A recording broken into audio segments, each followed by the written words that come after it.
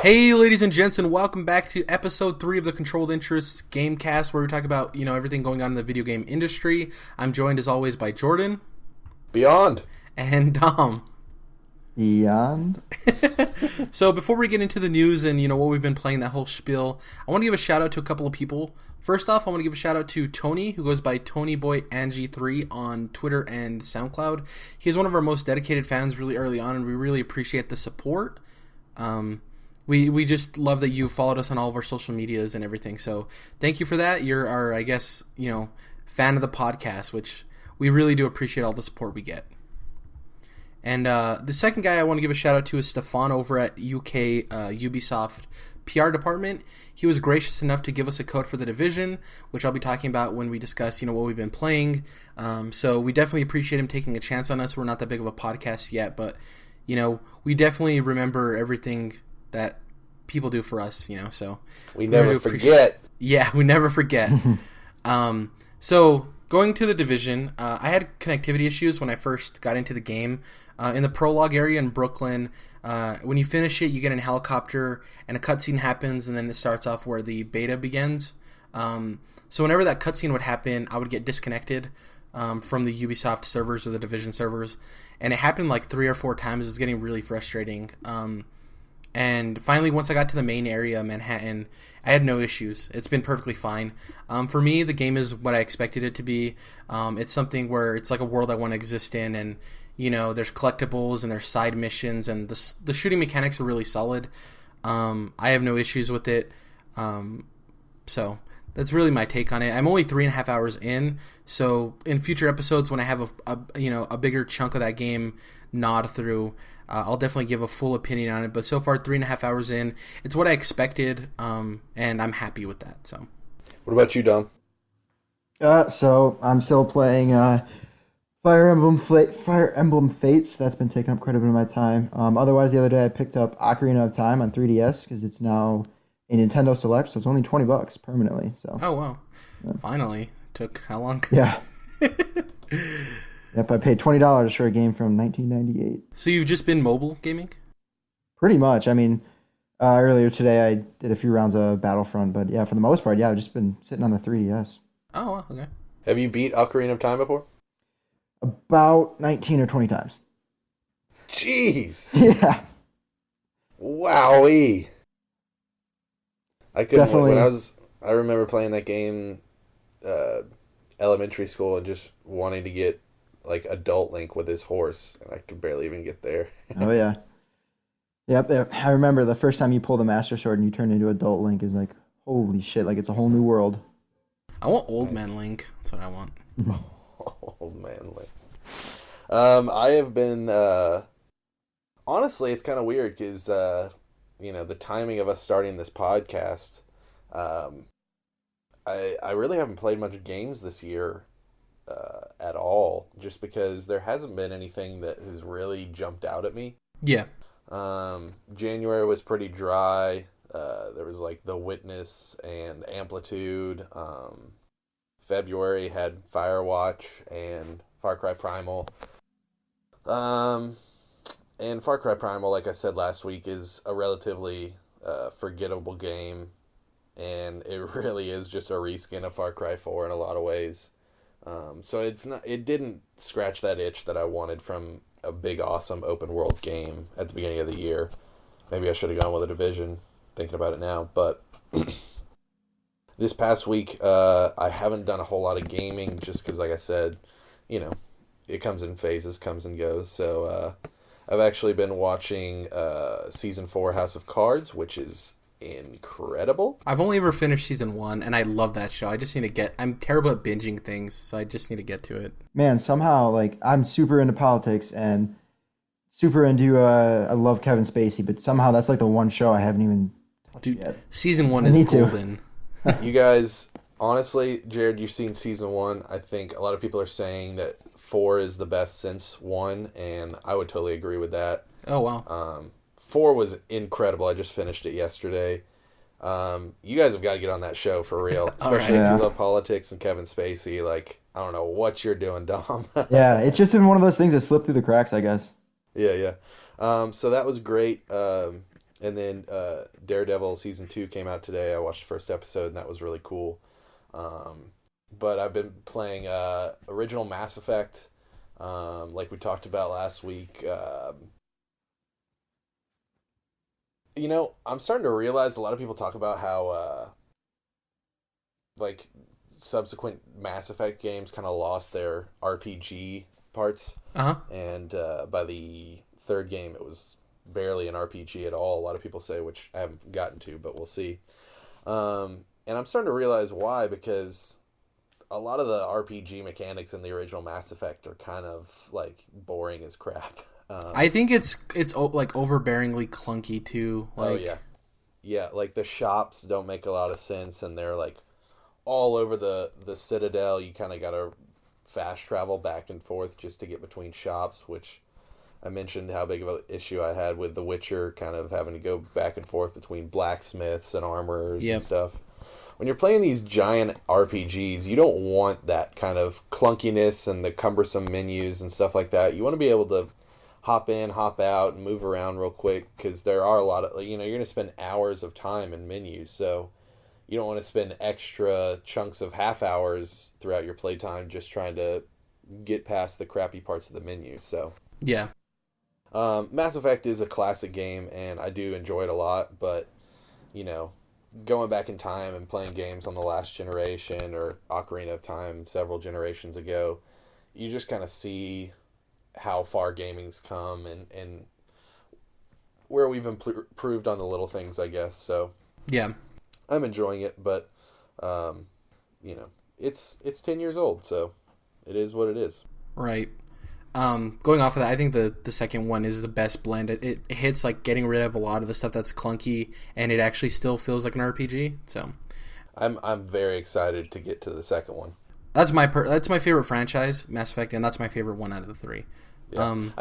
I want to make a point. I'm gonna stick with it. I'm gonna play all three games, and I do like the franchise a lot. I've read some of the novels and stuff, so I'm not just like kicking it to the curb. Yeah, I'm interested to see. What you think of the ending of 3. Yeah, yeah. That will be its own topic. I think that'll be a good topic exactly. for us. So shifting into the news here, GDC was obviously the week of this recording, and they had the GDC awards. I'm gonna run through them really quickly, and then the heavy hitters, we're gonna have you guys guess as to what won what. So the best debut, which I'm assuming is like the best new franchise, is a different way of titling that. Was Moon Studios for Ori and the Blind Forest. Beautiful game, great platformer. Best audio, Crypt of the Necrodancer, which was a PC game. I don't know if it hit consoles or not. It did. The Innovation Award, Her Story, not really surprising. Best Visual Art, Ori and the Blind Forest, once again, not surprising. Best Design, Rocket League. Ooh. So the last three, Best Narrative, Her Story. And then the last three I'm going to have you guys guess on. We'll get real quick guesses, lightning round. So, handheld mobile game. What do you guys think? Ollie Ollie 2, welcome to Ollywood. You, Dom? What's your guess? Taco Master? I don't... It's Her Story. Oh, it's on iOS? Yeah, I guess. Oh, okay. So, I didn't even... Yeah. Weird pick, but nonetheless. So, the Audience Award. So, the game that I think the audience resonated with the most. What do you think won that award? What game? Witcher 3 Wild Hunt. Dom? Fallout 4. Both of those are wrong. Life is Strange. Ugh. That did resonate with a lot of people. I'll give them that, because people don't ever shut up about Life is Strange. Love that game. Yeah. Hannah, if you're out there, I'm going to interview you. Exactly. And last one, Game of the Year. What do you guys think? All right, Witcher 3 Wild Hunt had to win this one. Okay, you doubling down. Dom? Yeah, I mean, I hate to make the same pick, but I did definitely won. Yep, it's Witcher 3. No surprise. Yep. CD Projekt Red, more successes, So going on to the after we get into the GDC awards, the second story here is Obsidian announces Tyranny. It's a fantasy RPG where you're the bad guy. Obsidian, obviously responsible for a lot of games, and they're a very well-known developer. And this game is like PC exclusive. It looks really weird. I don't think I'll ever be playing it. It just, Obsidian, people were wondering what they've been doing. Since I think was New Vegas the last thing they did, or was the South Park? South Park. They helped with Pillars of Eternity, didn't they? Yeah, you're right. Yeah, this game looks weird. It definitely doesn't look like anything I'm going to be playing, but it's good to know what they've been working on, I guess. So, good on you, Obsidian, for working on this new game. I like the name. Tyranny is a very catchy name. Plus, when they're done now, finally, they can get to work on the Fallout Detroit offshoot. Although they wouldn't really need an apocalypse for that one. So just current day Detroit. Rapping on Detroit. Detroit's my city, man. That's only a 2-hour drive for me. I'm sorry. Wait, I want to talk about Obsidian. Okay. So, Obsidian for me is one of those developers, kind of like Platinum Games, where Platinum is like the worst name for Platinum Games because they should be called like Bronze Games or something like that. Like seriously, Platinum has some crappy stuff, man, and like even the games that people talk about being great from Platinum, like Metal Gear Revengeance, like I think there's way better hack and slash games out there than that, and of course, don't even need to mention Core, though I will. But Obsidian, a lot of people think of them as the Fallout New Vegas developer, and they have all this goodwill, but I'm not quite so sure, like, especially for older gamers or people that have been around a little bit longer. Obsidian's had some messed up stuff that people weren't really fond of. For example, Knights of the Old Republic 2. A lot of people say they ruined that franchise, and that's why we don't have any more Knights of the Old Republic games. So, like I said, they're kind of like Platinum, where, yeah, they have some games that people really celebrated, but then I think they have some stinkers as well, so... I think their most recent stuff, though, has been their best work. So, I mean, it seems like they've gotten better. True. I think if this one comes out and it's solid, I think I'll shut up about them. I'll just start picking on Platinum full time. So the next story comes from Christopher Grant over at Polygon, and there was actually some news about this on the Kind of Funny live stream of GDC. Cliff Bleszinski, rather. He doesn't like to be called Cliffy B anymore. He talked about his game Lawbreakers that's exclusive on Steam, which he could have just said it's only on PC. It's weird to say it's exclusive on Steam. Yeah. I don't know if he's getting paid to say that. Either way. Lawbreakers is no longer free-to-play, and it has a new look. So this game was originally going to be free-to-play with microtransactions, but he came out and he was talking about how microtransactions are really weird, and his team was focusing too much on how do we make money off of this and not how do we make a great game, which is an interesting take on it. It's like a very honest approach, because it is the truth. Like, when you make a free-to-play game, you need to figure out how to make money off of it, because you need to pay the people who made the game, right?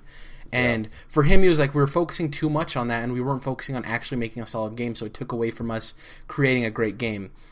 Now, the weird thing is they actually changed logos, and it went from a very like colorful metallic logo to a very, it's a basic white logo with a gray background that looks like Gears of War font. It almost looks like pretty close to Gears of War font. Oh, wow. And it's interesting because I don't know if it's maybe... when people think of Cliff Bleszinski, they think of Gears of War, so I don't know if he feels that it'll help the game sell. It looks like a solid game. Early testers of the game have said it's really cool. The mechanics are about like gravity, and there's the law and there's the breakers. I guess that's why it's called Lawbreakers. And it's something to do with manipulating gravity, and that's the whole gameplay function of it. It's like a very open, like arena-based shooter, it seems like. And yes, what are your guys' thoughts on it going from the free-to-play model to a paid model? So for me, I'm looking at the GameSpot article right now, and it says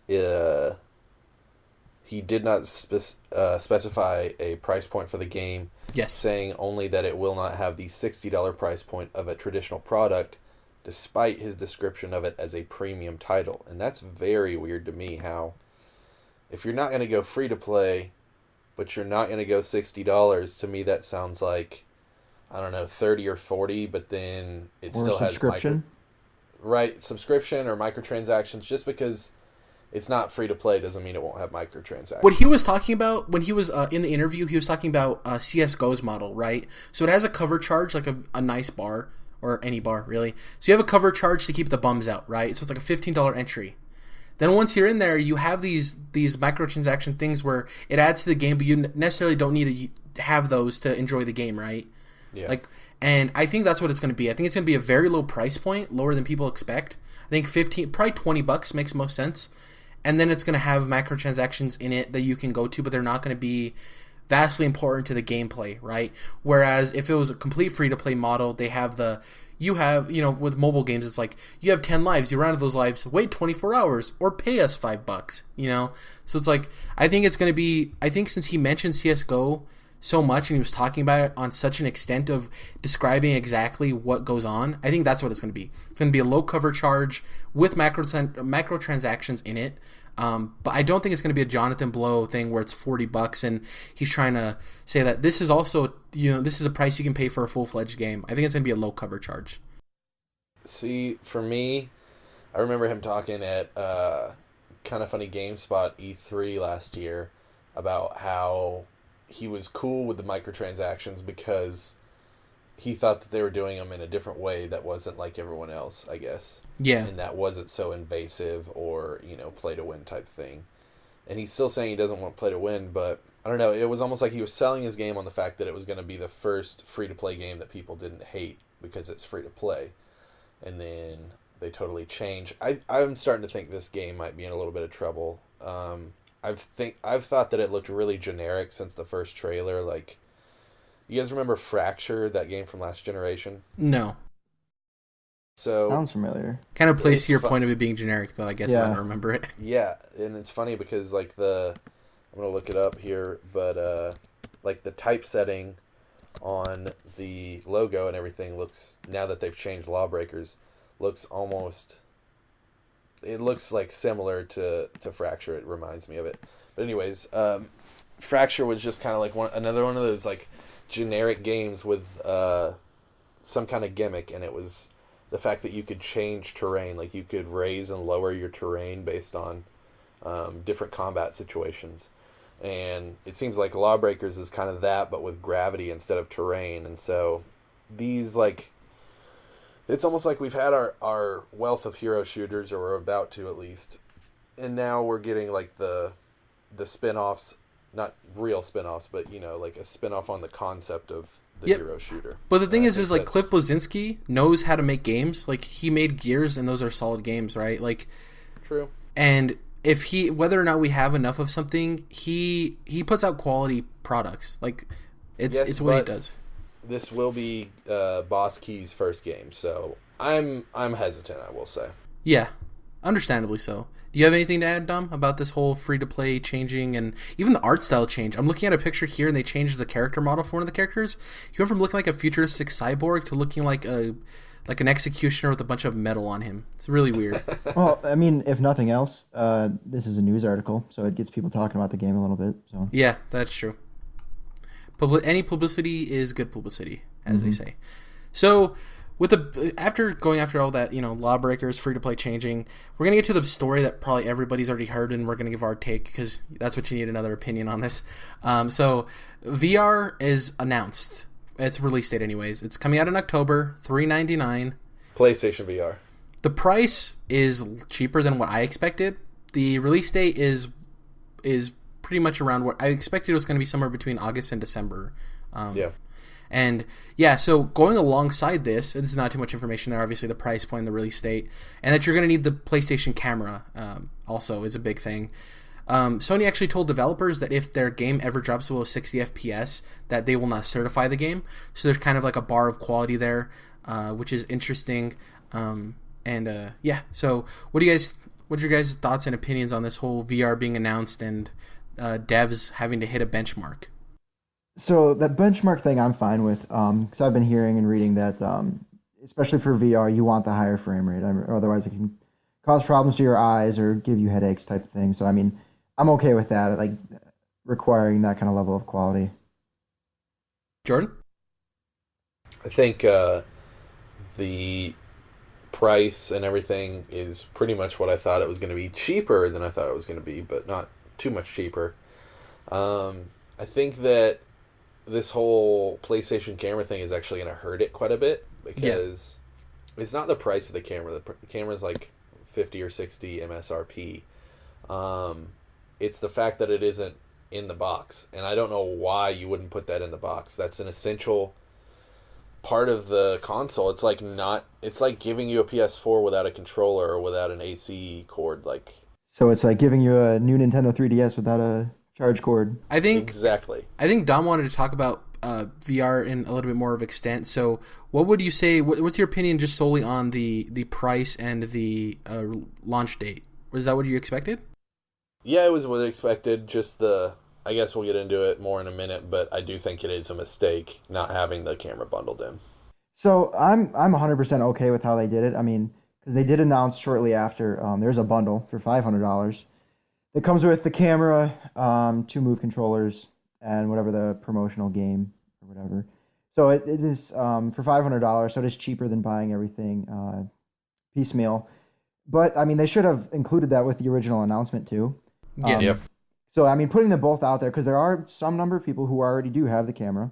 So I mean, you shouldn't. I mean, it makes sense to not make them buy another one. But the way they did announce it, like, oh, $400, that's it. It just inferred that that's all you would need. Right. And then you should find out shortly thereafter that, yeah, you do need a camera and XYZ. But I think getting it to that price point, though, was important. Whether or not the camera thing is a completely different issue, I think hitting that $400 by itself is a lot cheaper than a lot of people anticipated. And, gamers are already in this mindset of like, yeah, $400 is a lot of money, don't get me wrong, but we dropped that on a console, right? So it's like, it's something that you can kind of like come to terms with as a gamer. You're like, if this is an experience I want. But then again, if you see it as an accessory, then it's a whole different argument. Wait, and your all-in cost is still way cheaper than any of the other VR solutions that are going to exist. I mean, with a console and a PSVR, you're still $800 max, right? Whereas a PC that's capable of using Oculus or Vive and the VR headset itself, you're looking at like $1,500 or so. So I mean, all in, you're getting a great value. They're not going to be. I mean, PSVR isn't going to be quite as nice or as high tech as some of the other ones, but I mean, it's still going to give you a pretty similar experience. Thanks again, everyone, for watching and/or listening. If you like what you heard, be sure to give those like and subscribe buttons a quick click. Every little contribution can help to make our channel grow. Also, be sure to follow us on Twitter at CTRLINT. That's Controlled Interest. See you later.